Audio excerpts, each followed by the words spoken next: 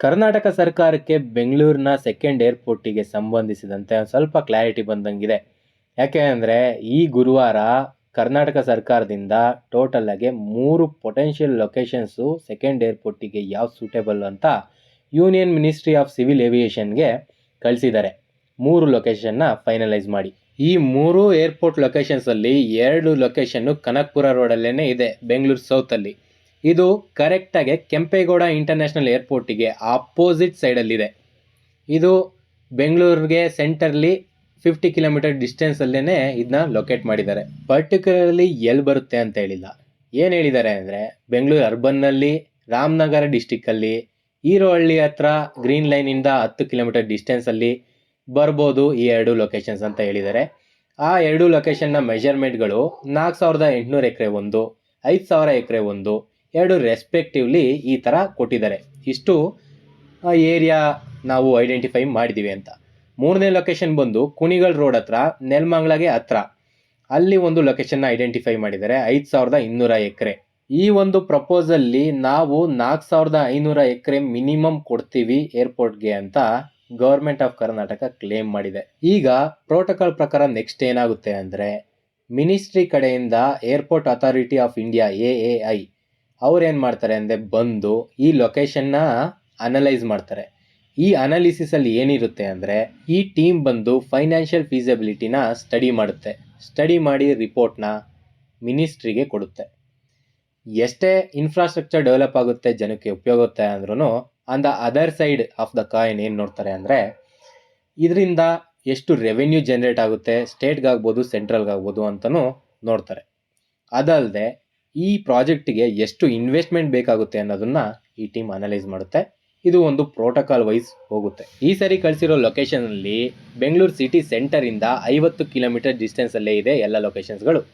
ಮತ್ತು ಎಲ್ಲ ನ್ಯಾಷನಲ್ ಹೈವೇಗಳಿಗೂ, ಎಲ್ಲ ಇನ್ಫ್ರಾಸ್ಟ್ರಕ್ಚರ್ ಕನೆಕ್ಟಿವಿಟಿ ಮತ್ತು ಬೆಟರ್ ಕನೆಕ್ಟಿವಿಟಿಗೂ ಎಲ್ಲ ಕೂಡ ಸೂಟೇಬಲ್ ಆಗಿರೋಂಥ ಲೊಕೇಶನ್ಗಳನ್ನ ಚೂಸ್ ಮಾಡಿ ಸ್ಟೇಟ್ ಗೌರ್ಮೆಂಟ್ ಕಳಿಸಿದೆ.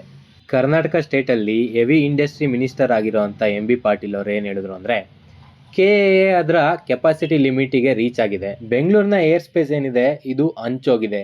ಯಾವ ಒಂದು ಏಜೆನ್ಸಿಗಳ ಜೊತೆ ಇದು ಶೇರ್ ಆಗುತ್ತೆ ಅಂತ ನೋಡೋದಾದರೆ Bengaluru international airport limited BIAL ಜೊತೆ, Hindustan aeronautics limited, Indian air force Yelahanka airbase ಅವ್ರ ಜೊತೆ ನಮ್ಮ ಬೆಂಗಳೂರಿನ ಏರ್ ಸ್ಪೇಸ್ ಏನಿದೆ ಶೇರ್ ಆಗಿದೆ, ಅಂದರೆ ಹಂಚೋಗ್ಬಿಟ್ಟಿದೆ.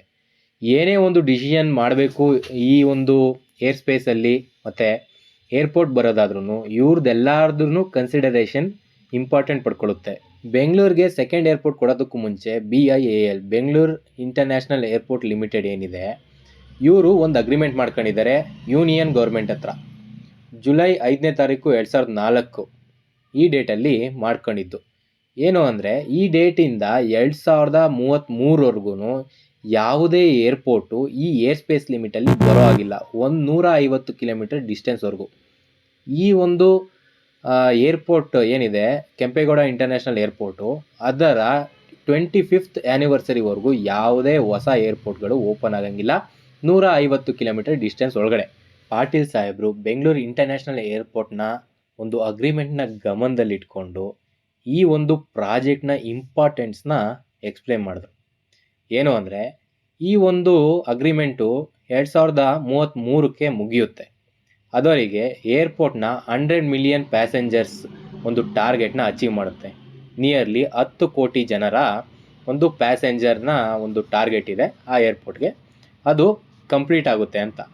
ನಾವು ಒಂದು ವೇಳೆ ಏನಾದರೂ ಈಗ ಏರ್ಪೋರ್ಟ್ ಕನ್ಸ್ಟ್ರಕ್ಷನ್ನ ಸ್ಟಾರ್ಟ್ ಮಾಡಿದ್ರೆ ಅದು ಮುಗಿಯೋದಕ್ಕೆ ನಿಯರ್ಲಿ ಒಂದು 7ರಿಂದ 8 ವರ್ಷ ಬೇಕಾಗುತ್ತೆ. ಆ ಟೈಮಿಗೆ ಕರೆಕ್ಟಾಗಿ ಏರ್ಪೋರ್ಟು ಕಂಪ್ಲೀಟ್ ಆಗಿರುತ್ತೆ. ಆಗ ಅದ್ರ ಟಾರ್ಗೆಟ್ ಕಂಪ್ಲೀಟ್ ಆಗ್ತಿದ್ದಂಗೆ ಈ ಒಂದು ಏರ್ಪೋರ್ಟು ಫಂಕ್ಷನಾಲಿಟಿಗೆ ಬರುತ್ತೆ. ಈ ಒಂದು ಒಳ್ಳೆ ಇಂಟೆನ್ಷನ್ ಇಟ್ಕೊಂಡು ನಾವು ಈ ಪ್ರಪೋಸಲ್ನ ಕೊಟ್ಟಿದ್ದೀವಿ ಅಂತ ಪಾಟೀಲ್ ಸಾಹೇಬರು ಅವರ ಒಪಿನಿಯನ್ನ ಶೇರ್ ಮಾಡಿದ್ರು. ಪ್ಯಾಸೆಂಜರ್ಗಳ ಗ್ರೋತ್ನ ನೋಡೋದಾದರೆ ಬೆಂಗಳೂರು ಇಂಟರ್ನ್ಯಾಷನಲ್ ಏರ್ಪೋರ್ಟು 2008ರಲ್ಲಿ ಸ್ಟಾರ್ಟ್ ಆಯಿತು. ಅಲ್ಲಿಂದ ಪ್ಯಾಸೆಂಜರ್ನ ಟ್ರಾಫಿಕ್ಕು 9%ಗೆ ಇನ್ಕ್ರೀಸ್ ಆಗಿತ್ತು 2024ರಲ್ಲಿ. ಟೋಟಲಾಗಿ 4 ಕೋಟಿ ಜನ ಟ್ರಾವೆಲ್ ಮಾಡಿದರು. ಕಂಪೇರ್ ಮಾಡಿದ್ರೆ 2023ರಲ್ಲಿ ಬರೀ ಏನೊಂದು 3,70,00,000 ಜನ ಏನೋ ಟ್ರಾವೆಲ್ ಮಾಡಿದರು. ಇದನ್ನು BIAL Bengaluru international airport authority ಅವರೇ ಕ್ಲಾರಿಫೈ ಮಾಡಿದರು. ಹಾಗಾಗಿನೇ ಕರ್ನಾಟಕ ಸರ್ಕಾರ ಏನು ಡಿಸೈಡ್ ಮಾಡ್ತು ಅಂದರೆ ಬೆಂಗಳೂರನ್ನ ಬೆಟರ್ ಕನೆಕ್ಟೆಡ್ ಆಗಿ ಇಡಬೇಕು ಪ್ರಪಂಚದ ಜೊತೆ ಅಂತ ಹೇಳಿ ಸೆಕೆಂಡ್ ಏರ್ಪೋರ್ಟಿಗೆ ಇನ್ನೂ ಜಾಸ್ತಿ ಒತ್ತಡ ಆಗ್ತಾ ಆ ಒಂದು ರಿಕ್ವೆಸ್ಟ್ನ ಫಾರ್ವರ್ಡ್ ಮಾಡಿದ್ದಾರೆ. ಈ ಲೊಕೇಶನ್ಗಳಿಗೆ ಮಿನಿಸ್ಟ್ರಿ ಆಫ್ ಏವಿಯೇಷನ್ ಕಡೆಯಿಂದ ಟೀಮ್ ಬಂದು ಅವರು ಇದನ್ನ ಫೈನಲೈಸ್ ಮಾಡಿದ ತಕ್ಷಣವೇ ಇದರ ಒಂದು ಡೀಟೇಲ್ಡು ಮ್ಯಾಪ್ ಆಗ್ಬೋದು, ಡೀಟೇಲ್ಡ್ ಲೊಕೇಶನ್ಸ್ ಆಗ್ಬೋದು, ಸರ್ವೆ ನಂಬರ್ಗಳಾಗ್ಬೋದು, ವಿಲೇಜ್ ನೇಮ್ಸ್ ಆಗ್ಬೋದು, ಎಲ್ಲನೂ ಪಬ್ಲಿಕ್ ಮಾಡ್ತಾರೆ. ಅದು ಆಗಿದ ತಕ್ಷಣವೇ ನಾನು ನಿಮಗೆ ಇದೇ ಚಾನಲಲ್ಲಿ ಅಪ್ಡೇಟ್ ಮಾಡ್ತೀನಿ. ನಿಮಗೆ ಯಾವುದೇ ಒಂದು ವಿಡಿಯೋ ಮಿಸ್ ಆಗಬಾರ್ದು ಅಂದರೆ ನನ್ನ ಚಾನಲ್ನ ಸಬ್ಸ್ಕ್ರೈಬ್ ಮಾಡ್ಕೊಳ್ಳಿ. ನಿಮ್ಗೆ ಏನೇ ಡೌಟ್ಸ್ ಇದ್ರೂ ಕೂಡ ಕಮೆಂಟ್ ಮಾಡಿ. ಇನ್ನೂ ಸೆಕೆಂಡ್ ಏರ್ಪೋರ್ಟ್ ಎಲ್ಲಿ ಬರುತ್ತೆ ಅನ್ನೋದ್ರ ಬಗ್ಗೆ ನಾನು ನಿಮಗೆ ಡೀಟೇಲ್ಡಾಗೆ ಒಂದು ವಿಡಿಯೋ ಮಾಡಿದ್ದೀನಿ. ಅದು ನನ್ನ ಚಾನಲಲ್ಲೇ ಇದೆ. ನೀವು ತಮ್ನೈಲ್ನಲ್ಲಿ ಹುಡುಕಿದ್ರೆ ಆರಾಮಾಗಿ ಸಿಕ್ಬಿಡುತ್ತೆ. ಆ ವಿಡಿಯೋನು ಕೂಡ ನೋಡಿ. ಈ ವಿಡಿಯೋದಲ್ಲಿ ಇಷ್ಟೇ. Thank you.